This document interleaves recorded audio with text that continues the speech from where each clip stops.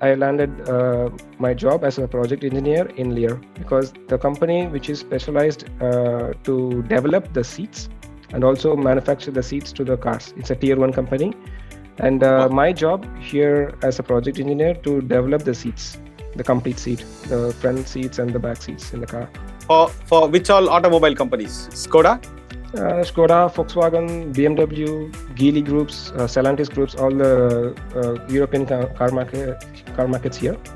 And now even the BYD, which is latest car, Technical University of Liberec, I want to mention that. When I was studying, the course title was different. I thought after 2-3 years, after my completion, the title was changed. I thought, okay, the same subjects will be changed, but only the title was changed. But surprisingly, they adapt the subjects according to the latest trends and technologies which we are currently using, which was really good in terms of teaching the young minds to have more exposure to the upcoming technologies and to grow them. Per year, academic fee was 3 lakhs Indian rupees. And for 2 years, it was 6 lakhs. And living expenses is not much because we can, if you are not spending too much on the food and dormitories, it'll be like 15 to 20,000 per month. I mentioned, if you're not doing a part-time job and focus completely on studies, you will get a scholarship in the second year, and you can cover those expenses, living expenses from the scholarship. I got full scholarship, which is like 5,000 crowns.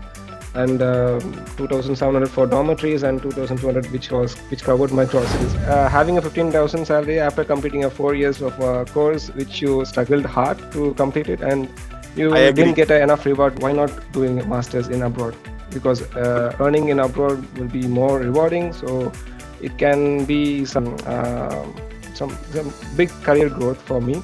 So I decided to pursue masters. I landed my first job as a process engineer in a company called Kiswire. They basically produce the steel cord, the metal wires inside the tire. So it's like a tier 2 company from automotive. I have landed fortunately in the perfect job which I was studied to, because I was a process engineer previously, before my job, and now I'm a project engineer, which is specifically focused on the curriculum which I studied. Personally, what I felt, the university is well equipped with many latest technology, with many machines. For example, the 3D prototyping, 3D scanning, 3D printing, which was still a big thing at that time when I was studying. Because I never seen a 3D printing machine during my studies in India, and never seen a concept of scanning, because the 3D scanning they use for reverse engineering. Hello everybody, welcome all of you. My name is Shivaraman, Director of Europe Study Center. We have been doing a lot of interviews to create awareness among the students and parents about education in Europe and their opportunities. In line with the same, today we are going to interview our student Pandiyaraj, who studied in Czech Republic and currently working in Czech Republic. Pandiyaraj, welcome to the show, brother.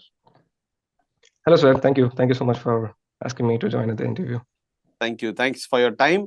Please introduce yourself to our audience. Hello everyone, I'm basically from Chennai, Tamil Nadu, and I did my bachelor's degree in Perry Institute of Technology, and then I decided to pursue my master's degree. So I moved to Czech Republic, and I studied my master's in Technical University of Liberec, and then I got placed in a different company, and now I'm currently working as a project engineer in LEAR Corporation. Wonderful. A short introduction, but a very powerful and successful introduction. So, as you know, brother, even including your own classmates, many would have stopped their education after their bachelor's when it comes to mechanical. They would have moved to IT or they would have started to work, but very few take up the right decision of doing their master's. So, at what moment you decided bachelor alone is not enough, I have to do my master's? When I was at the end of my bachelor's degree, I got placed in a company by my institution. And that company offered me a basic salary of 10 to 15,000, which was a big disappointment. Because having a 15,000 salary after completing a 4 years of course which you struggled hard to complete it, and you didn't get enough reward. Yeah, exactly. You tried your best during your life, and at the end of the day it's not rewarding, then it's a kind of big disappointment. So at the time, I have two of my friends were discussing about the studies in abroad, and then I just got exposed to those kind of paths. So at that time, okay, why not doing a master's in abroad? Because earning in abroad will be more rewarding. So it can be some big career growth for me. So I decided to have to pursue masters. Yeah. Excellent, excellent. Even brother, I think now you will agree. Even if you had a 1 lakh salary per month, okay, still a master's is required for us to develop our skill set. That is Exactly. what I say, especially when it comes to core engineering. For you, it's like a crisis-based opportunity. You got placed, but when you looked at the salary, you were not happy. But you made the right move. That is doing your master's. I develop more skills so that I can land in a job with a better pay, which is a straightforward approach rather than people jumping to IT or taking some online courses, which is not going to take us anywhere basically after studying mechanical in your bachelor's. Now comes the next question. There would have been plenty of country options. Your own friends from your college, they would have went to UK, Australia, Canada, etc. So what made you to choose Europe? Basically, since I'm from mechanical engineering background, the basic myth is Germany is the best country to have the best approach for the mechanical engineers. Wonderful. They have the best infrastructures, best companies, best car companies there, and it's a basic thing which everyone who studies in Chennai or in India knows about it. But of course, it's true. But Germany is not only the option. Yes. So the answering for your question, I chose Europe because of Germany only. But I don't know about other countries until I went to Europe Study Center, because two of my friends were there and they said me, Europe Study Center, hey, go there, you will have some ideas. And then, okay, why not? I can go there. And I went to your institute, and someone there guided me. They exposed some of the opportunities, how I can pursue my master's. And by that way, I come to know that Europe could be an option for doing my master's degree. Wonderful. And also, specifically Czech Republic. Yeah, specifically was Czech. Suggested. Yeah, specifically Czech. Why? Because at that time, Germany seems to be quite expensive for me, because I didn't want to push my parents to pay more for my master's, because in India, it's like after completing degree, we should earn. We should not spend money. So I agree with you. Yeah. Yeah. So, but my parents were supportive, and I told them that my ambition to do my master's. So they supported me. But Germany is expensive. Czech Republic is comparatively low, which is close to Germany, and also it can help me to successfully finish my master's and also not to spend money. Yeah, spend more money on the education. What in our first 10 minutes, what I understood here is, whenever you see a setback or an issue, fortunately, you have taken the right decision. You had less salary after your bachelor's, the offer letter, you plan to do your master's, which is the perfect solution for that particular problem. Then comes the next aspect of spending less and learning more. Because nowadays, people spend 80 lakhs, brother, 90 lakhs for their master's. I asked them, how are you even going to take back this money? I don't understand, brother. I am in this industry for 16 years. Okay. For me to pick up an offer letter, okay, give you spend 80 lakhs, 90 lakhs. I cannot do it, because I know that he is never going to recover that money. Then how can we ask that child, to spend that much amount of money? But in our country, people think we have to spend more so that we can learn more, so that we can earn more, which is completely rubbish. So appreciate you to pick up the ideology, and you thought for your parents, which is very important. Why should I trouble them with so much money? Let me spend in an optimal way and learn more, which is spending less and learning more. Wonderful. Now, if you look back your decision of studying in Czech Republic, you must be really happy, right? Yes, absolutely. Because that's the best decision in my life, to study master's abroad. Thank you. Thank you so much. Thank you. And when your university watches this interview, when I post it in LinkedIn, they are all texting us. They are very happy looking at, imagine, a boy from South India, packing his bags, going to a new country, graduating there, doing their masters there, I mean, then getting a job. Man, it's like, out of the world feeling, basically. Exactly. Then once your visa, everything was done. How was your first semester at Technical University of Liberec? And also tell the student audience what master program you studied. What was your title and if any specializations? Okay, my master's title was Manufacturing System Processes. Now the course name was changed, but at the time it was specifically focusing a sector for the production technologies, whichever we are using currently in the automotive and widely in the manufacturing sector. And my first semester was quite exciting for me because it's a completely turnaround from what I was used to study in India and what I'm about to step in there. And the study hours are not the same like usual 9 to 4 or 9 to 5. It's like 3 to 4 hours a day, and we have plenty of free time also. And the approach to explain the content of the material for those subjects is not the same like what we are expecting here. It's basically a PP with 30-40 slides, and it's precise to the content. No dramas, nothing behind everything. It's precise to the content, and we get to know what we need to know at the end of the day. So this is, many people ask me, we have so many institutes and universities and colleges in India. Why are you sending students abroad? Then I ask them, give me high quality, latest syllabus education with amazing professors. And why would I even send students abroad, right? Yeah. It's not needed. So how good was your university, the infrastructure, laboratories, and all those things? Talk about Technical University of Liberec. Personally, what I felt, the university is well equipped with many latest technology, with many machines. For example, the 3D prototyping, the 3D scanning, 3D printing, which was still a big thing at that time when I was studying, because I never seen a 3D printing machine during my studies in India, and never seen a concept of scanning, because the 3D scanning they used for reverse engineering. Yeah.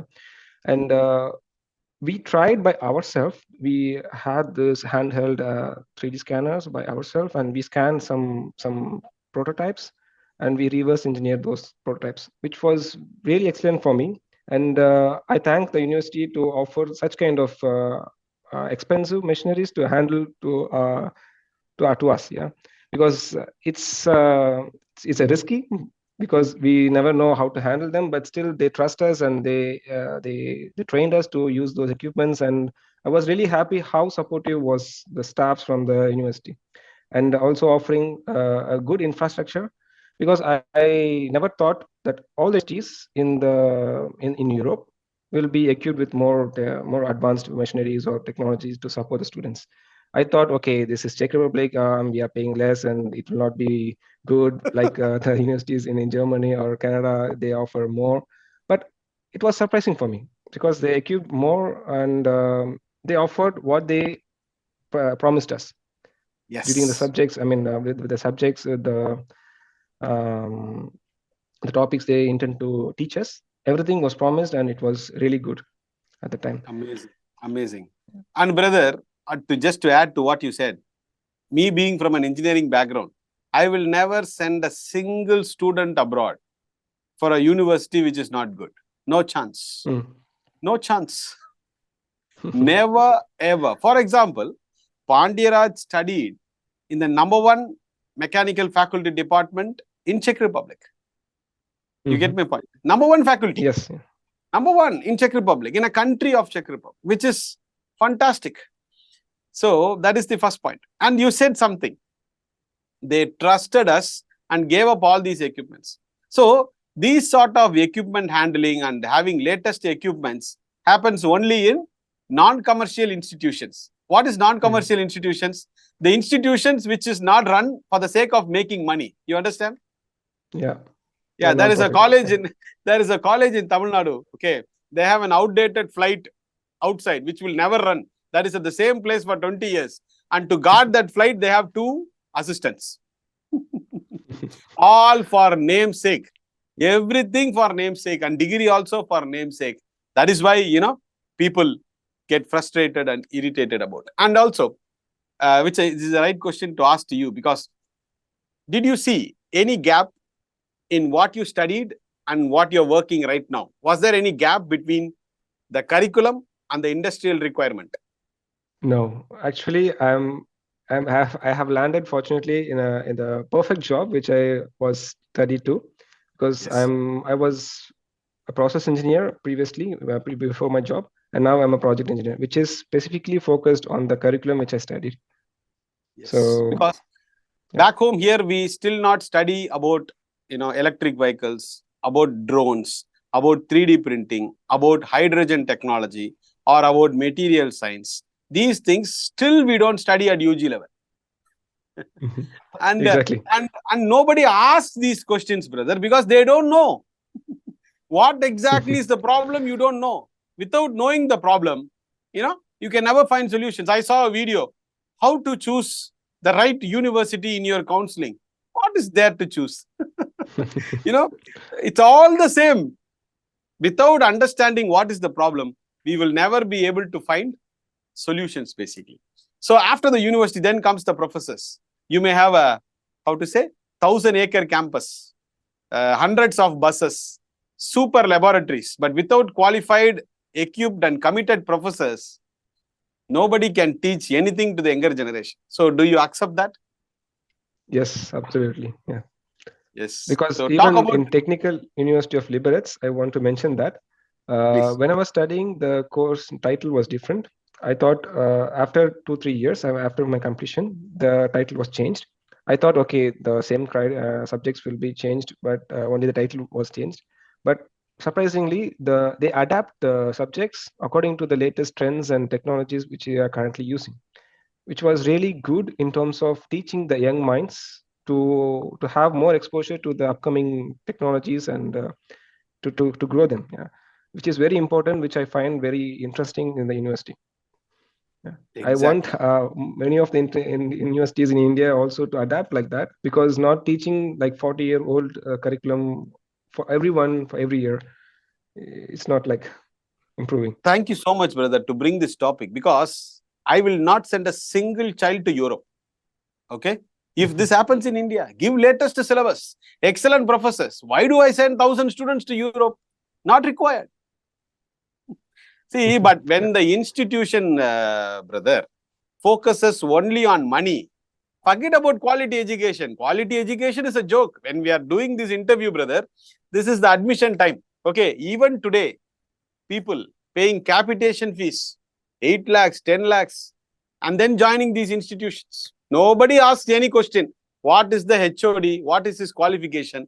What are the papers published? What is the industrial connection? No questions asked. How is the hostel facility? How is the mess facility? This is what we ask, and they answer the same. So things need to change, as you rightly pointed out. And what about the examinations? How was it? Examinations are not like 3 hours or 2.5 hours. What we 44 have here, pages. like Sorry, no, 44 no, pages, two never, ball pens, never. No, single pencil, page. underline. Surprisingly, only single page of MCQs and some brief answers. They evaluate our capacity based on that single paper, because it already has what we have to know. Okay. The questions are precise and specific, and most importantly, we have viva sessions after each exams. The maximum 30 or 40 minutes exam will be in written format, and remaining 30 minutes may be in viva. Question and answer session with the professor. Professor precisely asks some questions based on the answers. Even if you copy and write something, but you have to answer them during the viva session, so that they make sure that you know the content and you are studied the subject, and also don't need to write for 3 hours of examination. So Exactly. that's one of the most beautiful thing in studying in Europe. That's what, It's see, quick that and is why, easy and best practice. Yes. exactly. See, that is why more than 16 plus years after my education and working in Europe, I'm into this particular domain, so that at least some 700, 800 students every year, we expose them with these sort of platforms. And I don't, brother, you may know, I don't send a single student to UK or Australia or Ireland or Canada. Never. Only European Schengen countries. Just, out of the box question. Do you know, like, why nobody promotes Czech Republic? 99% in India. Only Europe Study Center does it. You have any idea? Why? I don't know. Everybody will Because, be only promoting Australia, New Zealand, US, UK, Canada, Ireland. Nobody promotes only English Czech Republic. speaking countries. Only Europe Study Center promotes it. Any guess why? Probably most people don't know the opportunities in Europe, because most people prefer to speak English, not to learn any other foreign language. So they prefer to go to English-speaking countries. No, even in Czech Republic, you don't have to learn. Medium of instruction is English. My question was, exactly, why no other agents and consultants, they don't promote these Czech Republic or Germany or Sweden or Finland, for example? Nobody promotes. Only Europe Study Center. Only Europe Study Center. Okay, the answer is... That's interesting. Yeah, the answer is, brother, abroad education is all about pushing a student into a university or a college where the tuition fees is high. Higher the tuition fees, higher the commission. 20 lakhs tuition fees. 15% commission. How much, brother? 3 lakhs is his profit. For each student. Yeah. Each student. Find 25 students, dump their career in some nonsense. 1 crore done. In Czech Republic, the fees is 3 lakhs. Okay. Yeah. And there is no concept of paying commissions, for your information. Even if they pay 10%, 30,000. But for this 30,000, he dumped the career in UK or Ireland, he makes 2 lakhs, 3 lakhs. This is all about abroad education. This is the problem.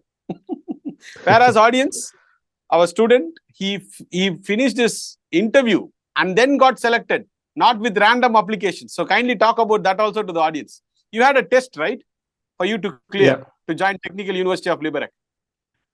Exactly. At the time, there was 2 options, Liberec and Ostrava. And Liberec, they have an entrance exam. I mean, a test which we need to pass before studying, which I find very difficult, because the test itself was far advanced than what we studied in our university. Yes. Even I seek some help with the professors, but it was very hard. But fortunately, I understood and what's the concept of the test, and I fortunately passed. And I am really grateful that I was passed and I joined Liberec, because I find personally Technical University of Liberec is one of the best university in Czech Republic. Even though it's not like more famous like CTU Czech in Prague, but Liberec is also the best university in Czech. Yeah. Brother, in your university, there are only 2-3 departments: mechanical department, textile department, and management department, and 1 or 2 other courses. That's all. But whatever programs they run, they are the best. That is why I always say, go via the country ranking, not go via the global ranking, where people go wrong, basically. That was the other thing. So then comes to the next aspect of, after you finished your state exams, final year project. So when did you start searching a job, and when did you get your first job? It was 3 months for me after finishing my state exam. I spent 3-4 months, I think, before landing my first job. We apply for many companies every day, and one time I got an interview call from one of the company, because I was too specific to join in the domain where I wanted to join. I mean based on the curriculum. Yeah. Super. So that's why it took some 3 to 4 months after my completion of the education. Even before, I tried to apply for internships, but it was not happened. Okay. Yeah. So yeah, I took some time, 3 to 4 months. Unfortunately, at that time there was like job seeking visa as well from the government. So we applied for that, and that also helped me to wait and search for the domain which I'd be. So after 4 months, I landed my first job as a process engineer in a company called Kiswire. They basically produce the steel cord, the metal wires inside the tire. So it's like a tier 2 company or from automotive. My goal was it should be based on my curriculum and it should be in the automotive domain. Yeah. Domain. Wonderful. So this time when you saw the salaries after your master's, your first job, you were happy, not like your bachelor's. Yeah, exactly. Super, Because wonderful. by default, every company has a standard average pay for every The engineer government at sets that it. level of Perfect. education. Exactly. So we don't need to worry about the salary package after you study. You just need to Yes. land a job which is your dream and which is a basic path for your career path. So Wonderful. yeah. Yeah, I would like to ask you this question because this is the right moment to ask this particular question. Because people should not think, why I asked about your interview to Czech Republic, TUL is, people should not think, yeah, I saw, Pandyraj brothers interview. I also want to study in TUL. Get me my offer letter. Write the exam. You need to clear the same way. I would like to ask you how focused you were, because some students after going abroad they lose focus and they blame Czech Republic, they blame Europe, and XYZ, they keep blaming others for their mistakes. So please tell the audience, that is the students and parents, how important it is to remain focused towards your prime objective, that is studying when you go abroad for your masters or bachelors. Yeah, that's one of the good question, because focusing on the study is more important, because some people focus more on the money point of view, because um, uh, when we are studying, we should focus more our complete concentration to the study. And Yes. if I wanted to do some part-time jobs, I can, but I don't prefer to, because if you are doing a part-time job and you will have to gain some money and suddenly you will have some commitments, and Yes. it will hinder the process of focusing your concentration on your studies. Yeah. So Wow. my advice would be, if you are completing your masters, completely engage yourself to the study. After 2 years, you will have your dream package or dream salary, whatever you are. But if you are going to study, completely focus there, finish the studies, and then you will have your job. Job. Wonderful. So And yeah. I'm happy to say, Pandyraj, proud to say also, only I, meaning Europe Study Center, will tell the students, don't do part-time job. You take any Tom, Dick and Harry agent consultants, you can earn part-time. You will pay your second year fees by part-time. It's easy to study. These are the nonsenses they tell the young minds and send them abroad, which is very bad. You should tell the kids, don't do, as rightly Pandyraj said, don't do part-time job. And it's an open challenge. Nobody can say this, brother, because part-time job is a marketing tool in abroad education. Part-time job, you will get citizenship, you will get so much salaries. All the students believe these things, and once they reach there, they know the reality and get disappointed. So thanks for putting these things in place clearly. So now, when did you change your job, and what is your current company's name and your designation? I changed after 3 years of my first job. I spent because the company which I landed my first job was in a remote location. It's not in a town or a city. But anyway, I wanted to work on that and gain some experience. And after 3 years, I wanted to move. Okay, it's a good time to move to a better place, and I decided to move to a city. And then fortunately, I got a job which is more which is like a next step in my career, and also it's like advanced for me at that time. So from process to project, it was a good transition, and also the package wise it was great, and the location wise it was great. So after 3 years, I landed my job as a project engineer in LEAR, because the company which is specialized to develop the seats and also manufacture the seats to the cars. It's a tier 1 company. And my job here as a project engineer to develop the seats, the complete seat, the front seats and the back seats in the car. For which all automobile companies? Skoda? Skoda, Volkswagen, BMW, Geely groups, Stellantis groups, all the European car markets here. And now even the BYD, which is latest car, we also the talk from of China. Everywhere. BYD. Yeah, Exactly. yeah. Because they have a surprisingly a big development from their side, which is a game changer in automotive industry currently, which gives a hard time for the German automakers, but we have to adapt for that. Yeah, but I spoke to a Slovakian professor where he clearly specified these battery cars, electric cars, we have to be dependent on either Russia or China, which they don't want to. So that's why they are putting their heart, mind, and soul in developing other technologies like hydrogen. Yes. So going forward, they are looking at hydrogen as a very big source because they don't want to be dependent for lithium to Russia and China, which is a excellent move. And as a renewable energy engineer, I would like people using renewable energies. Hydrogen is abundantly available. So that would be a great source of fuel technology, and Toyota has already introduced it. So I'll be happy to see to a large scale execution. So now we are in which city, brother? I'm in Pilsen, which is not like it is like 1 hour travel from the Prague. Prague, okay. So yeah, excellent. It's one of 4 or 5 top 5 cities in Czech Republic. Czech Republic, excellent. Yeah. So what is kind of before that? Also, parents would love to, would like me to ask this question to you. Approximate fee structure that you paid during your education and approximate living expenses for a student to study in Czech Republic as a student, not what you are spending right now. Now you are earning. Forget about that. When Pandiraj was a student.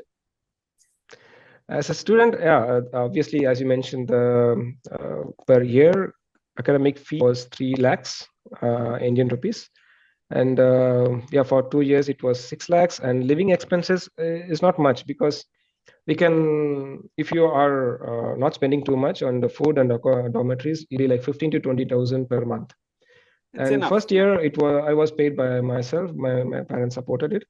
But I mentioned, if you're not doing a part-time job and focus completely on studies, you will get a scholarship in the second year, and you can cover those expenses, living expenses from the scholarship. I got full scholarship, which is like 5,000 crowns, and 2,700 for dormitories, and 2,200 which covered my groceries moreover. And some months, maybe if you need to spend some if you go on a trip around, you need some more money, but you can still manage that by savings. For the second year completely, I did my based on the scholarship. I took care of it. Yes. So smart, right? Look at people spending 45 lakhs for a 1-year degree in UK. Wow. And look at you. It's smart, right? In this current geopolitical situation, nobody knows what's going to happen tomorrow. Who knows what's going to happen tomorrow? Who can predict it? Nobody can predict it. So it's always good and smart. Spend less, learn more. But whatever the situation may be, if you stop exploring or learning, that will be the, end of our growth, basically. Yes. You should always seek light in all the ways, because we need to ask questions. We need to always look for whatever possibilities we can do. We should never stop learning. Wonderful, there are like endless of items or endless of things which we yet to know. So we should always open our minds for any new things which we can learn. Super. I am sure I can ask this question. So you're really happy 2 of your friends introduce you to Europe Study Center, right? Yes, always grateful. Yeah. Thank you. They are the key points of my life. Yeah. Thank you so much, brother. And we are really, really happy. And I'm sure when Technical University of Liberec watches this interview, they will also be proud of their child, doing all these and taking whatever you have learned to the next level. Because some people, brother, they go to Europe, okay, they don't study and they create all sort of false propaganda. You understand? And even you said, getting a job is not that easy. I have to work hard for 3 months and then secure it. That is what I'm trying to register in this interview. Not put a bed full of roses and, you can just go there, relax. Everything will happen on autopilot mode. No nonsenses. Work hard, toil hard. You're going to be winning this. And right from that moment of your bachelor's, the first job where the salary was less, and until today, even changing your jobs from a smaller city to a bigger city, I feel, I hope I can say this if you don't mistake, you have taken the right decision and smart decision at the right time, Pandiraj. This is what I feel. Don't you think so? Yeah, even if I think back like that, at a proper time, at the right time, I fortunately made the good decisions, which Exactly. I'm really grateful for now, Exactly. because without those decisions, I would be here living my dream life with a dream job. So that's absolutely right what you said. Yes, even if I meet an youngster, forget about the camera. Even if I'm meeting them for a coffee and all those things, my students who are currently working there, I don't ask them about their salaries, etc., etc. I only ask them, do you love what you do? Sir, I love what I do. And everything else is a bonus. Once you Exactly. love what you do, every other Tom, Dick and things, it will all come to you automatically. But, I have some friends here who works in India. We just now finished the vacation. By the time we landed, we are taking our transit flight to Chennai, brother. Everybody got sad. Everybody started talking. Tomorrow I have to go to job. What is this? Why my vacation is ending? See, look at their life. And what will it get them, brother? Forget about the money aspect. Stress only. Once you fear or get worried that Monday is coming, and when you don't love your job, I feel the whole objective of life is lost. This is what I personally feel. If you don't like what you do, and if you are forced to do it, I think that's the worst thing that can happen to a human being. This is what I feel. If, for example, if a guy interested in playing cricket, but he is forced to play football, how stupid it would be, right, brother? But unfortunately, this is what is happening. You talk to plenty of people back home in India. Majority of them, they would say, I'm just doing this for some reason, but I don't love my job, which I feel it's not possible. And the same applies to my case. If I don't love what I do, 16 years, just not possible. So when I do interviews like this, when I talk to students like Pandya, when I see, okay, we have also done something. I'm not doing any charity or anything, but telling the truth and not promoting any nonsenses to the younger generation. And I don't promote medicine abroad, brother. I don't promote PG diploma courses abroad. If an education cannot get an employment, why do we have to sit and study?